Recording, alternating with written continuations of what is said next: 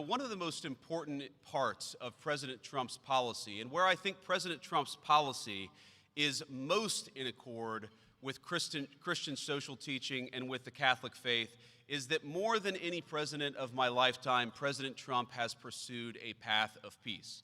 And we very often, I think, ignore the way in which our foreign policy is either an instrument or an impediment to people all over the world being able to practice their faith. And we know, and as of course I learned in this breakfast last year, I believe there were some Nigerian priests who were being persecuted and were trying to protect their flock despite incredible persecution.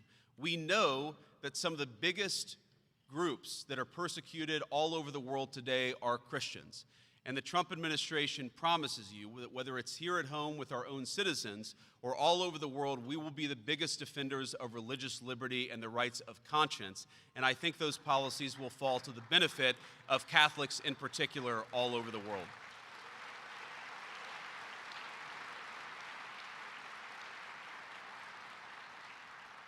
But I would say, my friends, that it's not enough simply to protect the rights of conscience, to pursue funding opportunities and grant-making opportunities that protect the rights of people to engage in religious conscience.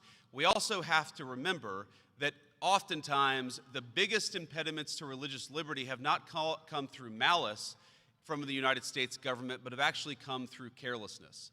And one of the things that I have to be honest, that I am most ashamed about is that in the United States of America, sometimes it is our foreign misadventures that lead to the eradication of historical Christian communities all over the world.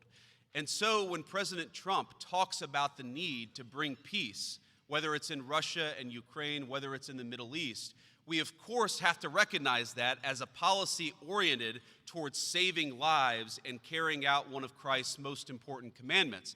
But I think we also must recognize it as an effort to protect the religious liberty of Christians. Because over the past 40 years, it has often been historical Christian communities who bear the brunt of failed American foreign policy. And that is, in my view, perhaps the most important way in which Donald Trump has been a defender of Christian rights all over the world, is he has a foreign policy that is oriented towards peace. We have done it already so much in the past 30 days, and I'm proud that we will work for peace all over the world in the remaining 4 years of President Trump's term. And I think that's an important thing.